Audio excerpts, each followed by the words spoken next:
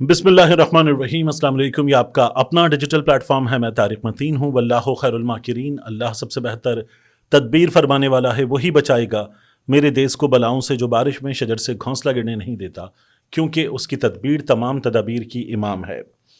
अहम तरीन खबरें हैं, ये जो मिलिट्री अदालतों में ट्रायल हुआ और उसके बाद सज़ाएं सुनाई गई, उस पर अब पाकिस्तान तहरीक इंसाफ का रद्द अमल हमारे सामने आया है। लेकिन ये भी हमारे सामने आया है सोशल मीडिया के जरिए। पाकिस्तान तहरीक इंसाफ पर इस मुल्क में अब तक पाबंदी नहीं लगी। पाकिस्तान तहरीक इंसाफ दहशतगर्द जमात नहीं है। पाकिस्तान तहरीक इंसाफ की एक सूबे में हुकूमत है और उस हुकूमत का जो वजीर आला है, जो सूबे का चीफ एग्जीक्यूटिव है, वो वजीर आजम के साथ, आर्मी चीफ के साथ, आला हुक्काम के साथ तमाम उन मुलाकातों में अपनी पूरी हैसियत और वक़ार के साथ सूबे की नुमाइंदगी करता है। जहां उसकी ज़रूरत होती है तो ये उस हुकूमत की लेजिटिमेट हैसियत है। मगर उस जमात पर जाहिर है कि इस मुल्क में, इस रियासत में एक पाबंदी लगा दी गई है। प्रैक्टिकली वो पाबंदी हमारे सामने है। यानी पाकिस्तान तहरीक इंसाफ के लोग 9 मई से पहले भी प्रेस कॉन्फ्रेंस करें तो नहीं दिखाई जाएगी, 9 मई के बाद प्रेस कॉन्फ्रेंस करें तो नहीं दिखाई जाएगी, इलेक्शन के बाद सबसे ज़्यादा वोट ले लें तो वोट चोरी हो गया है, और उसके बाद अब वो इस मुल्क में गुज़श्ता कुछ अरसे के सबसे बड़े अदालती मामले पर रद्द अमल दें तो वो भी नहीं दिखाया जाएगा। तो ये प्रैक्टिकली एक सियासी जमात पर पाबंदी है। और ये पाबंदी हमें एक ऐसे वक्त में नजर आ रही है कि जब उस जमात को अपनी आवाज़ इस मामले पर, जिसको वो नाइंसाफ़ी करार देती है, सामने रखनी है, तो उस जमात की आवाज़ को दबा दिया गया है।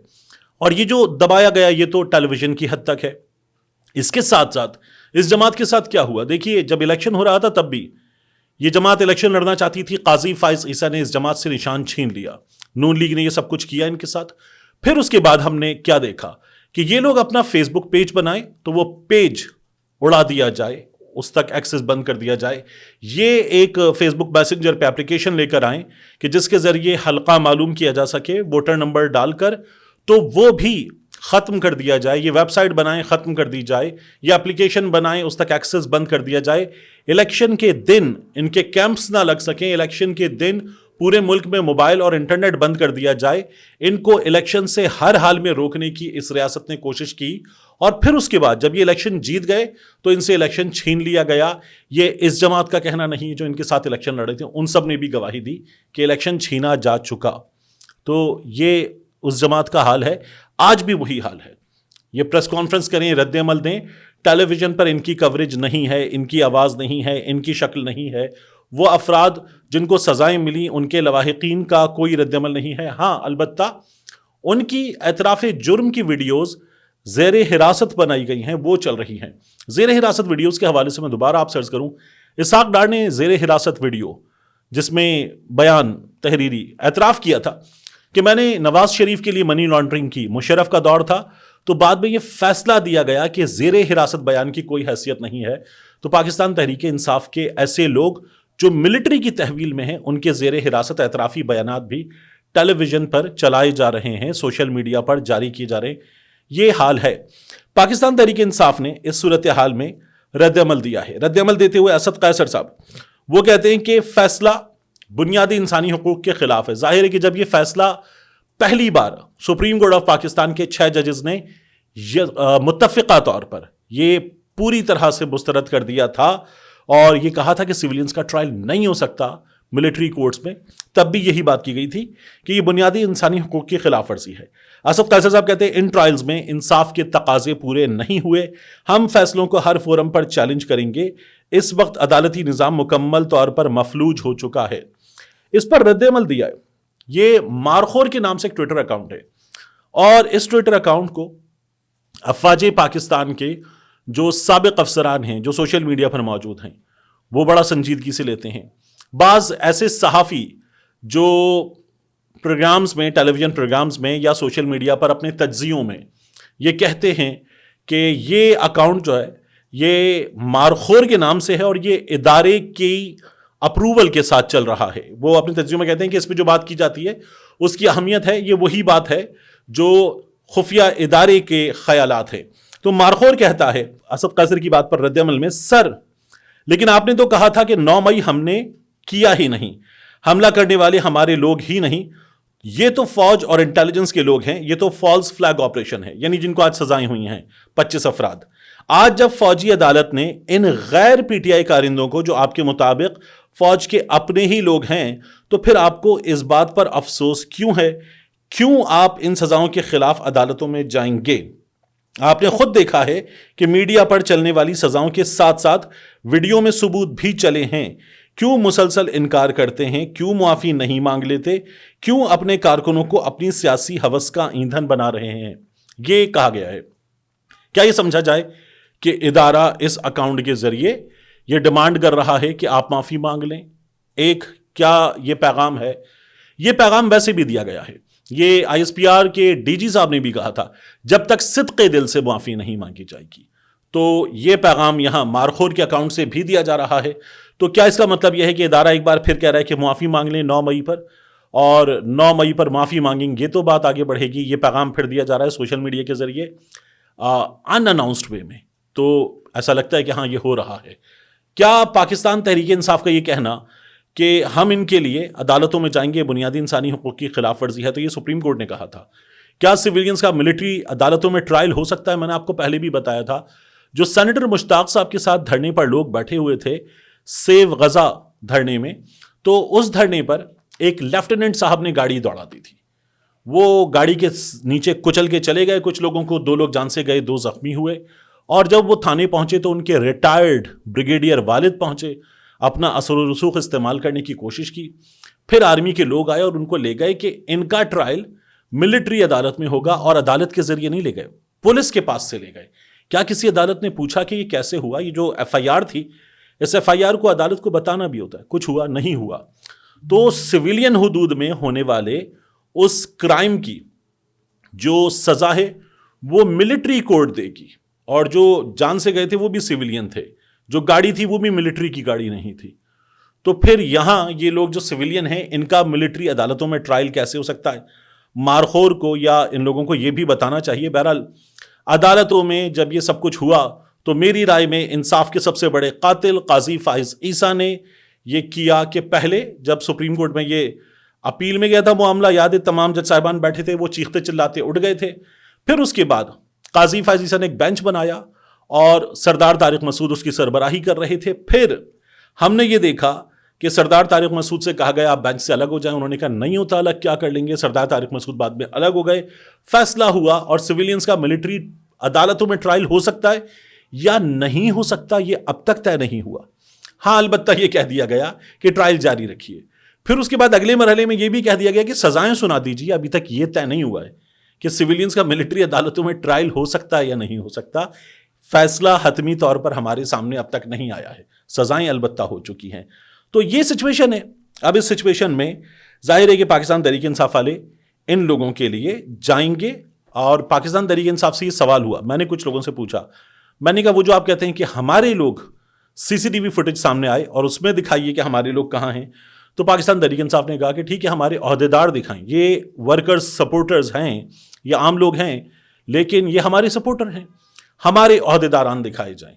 اور ان کا بھی یہ کہنا ہے کہ جو ملٹری حراست میں ان افراد کے اعترافی بیانات ہیں، ان بیانات کی کوئی بھی حیثیت نہیں ہے. یہ پاکستان تحریک انصاف کے لوگوں کا رد عمل ہے.